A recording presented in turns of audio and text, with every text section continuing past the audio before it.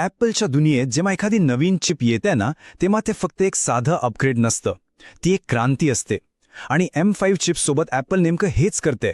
Personal कम्प्युटिंगला एका नव्या दिशेने घेऊन जाते, विशेषतः आर्टिफिशियल इंटेलिजन्सच्या क्षेत्रात. ही फक्त वेगवान नाहीये, तर ही एक हुशार चिप आहे. चला याची सुरुवात ॲपलच्या चिप डिव्हिजनच्या प्रमुखांच्या या जबरदस्त वाक्याने करूया. जॉनी स्रुजींचं हे एकच वाक्य M5 चिपची खरी ओळख करून देतं. हे फक्त एक स्टेटमेंट नाहीये, तर हे ॲपलचं मिशन आहे. आणि हा आकडा बघा, 4 पट. हो, बरोबर ऐकलंय. मागच्या M4 चिपच्या तुलनेत AI साठी तब्बल 4 पट जास्त GPU परफॉर्मन्स. विचार करा, हा किती मोठा बदल आहे. आणि यामुळेच ही चिप बाकी सगळ्यांपेक्षा वेगळी ठरते. तर मग प्रश्न हा आहे की परफॉर्मन्समधली ही एवढी मोठी झेप आली कुठून? हे समजून घेण्यासाठी आपल्याला M5 चिपच्या आत डोकावून बघावं लागेल, तिच्या आर्किटेक्चरला जवळून पाहावं लागेल. या सगळ्याचा पाया आहे तिसऱ्या पिढीचं 3 नॅनोमीटर तंत्रज्ञान. आता सोप्या भाषेत सांगायचं झालं तर याचा अर्थ चिपवर अब्जावधी अधिक ट्रान्झिस्टर्स बसवता येतात. म्हणजे कमी जागेत जास्त ताकद. आणि याचा थेट फायदा काय? तर जबरदस्त परफॉर्मन्स आणि सोबतच उत्तम बॅटरी लाईफ. आता ही गोष्ट खूपच इंटरेस्टिंग आहे. नवीन GPU आर्किटेक्चर. कल्पना करा की ग्राफिक्सच्या प्रत्येक वर्करला म्हणजे प्रत्येक कोअरला फक्त AIच्या कामांसाठी स्वतःचा एक छोटा मेंदू दिला आहे. यालाच न्यूरल ॲक्सेलरेटर म्हणतात. यामुळे AIशी संबंधित कामं इतक्या वेगाने होतात की विचारायलाच नको.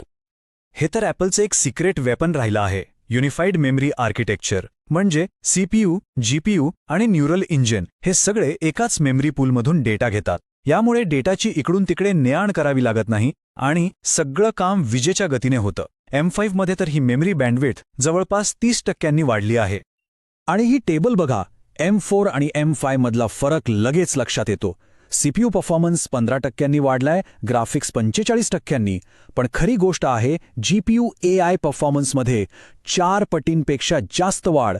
हेच M5चं मुख्य वैशिष्ट्य आहे. ठीक आहे, हे आकडे खूप प्रभावी आहेत, यात काही शंका नाही. पण या सगळ्या शक्तीचा, या आकड्यांचा रोजच्या कामात म्हणजे खऱ्या जगात नेमका काय अर्थ आहे? चला ते पाहूया. सुरुवात करूया क्रिएटर्सपासून. व्हिडिओ एडिटर्स, 3D आर्टिस्ट्स हे लोक आपल्या मशीनला अगदी शेवटच्या क्षमतेपर्यंत वापरतात. त्यांच्यासाठी स्पीड म्हणजे सर्व काही असतं. त्यांच्यासाठी M5चा अर्थ आहे आता थांबायचं नाही. म्हणजे एकाच वेळी अनेक 8K व्हिडिओ स्ट्रीम्स एडिट करा, रिअल टाईममध्ये इफेक्ट्स लावा, सगळं काही अगदी सहज शक्य आहे. तासनतास चालणारं रेंडरिंग आता काही मिनिटात होतं. थोडक्यात हा एक असा पोर्टेबल स्टुडिओ आहे जो तुमच्या आणि तुमच्या कल्पनाशक्तीच्या मध्ये येणारे सगळे तांत्रिक अडथळे दूर करतो.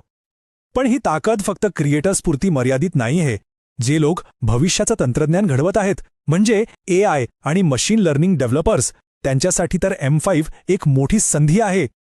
M5 मुळे एक लॅपटॉप शक्तिशाली, खाजगी आणि पोर्टेबल AI वर्कस्टेशन बनतो. डेव्हलपर्स आता मोठे लँग्वेज मॉडेल्स थेट त्यांच्या लॅपटॉपवर चालू शकतात, तेही इंटरनेट कनेक्शन शिवाय. सगळ्यात महत्त्वाचं म्हणजे डेटा पूर्णपणे सुरक्षित राहतो, कारण तो डिव्हाइस कधीच सोडत नाही. याने विकासाच्या अनेक नवीन शक्यता निर्माण होतात. आणि हो, तो जुना विनोद आठवतोय की मॅकवर गेमिंग होत नाही? तर तो आता इतिहास जमा झाला आहे.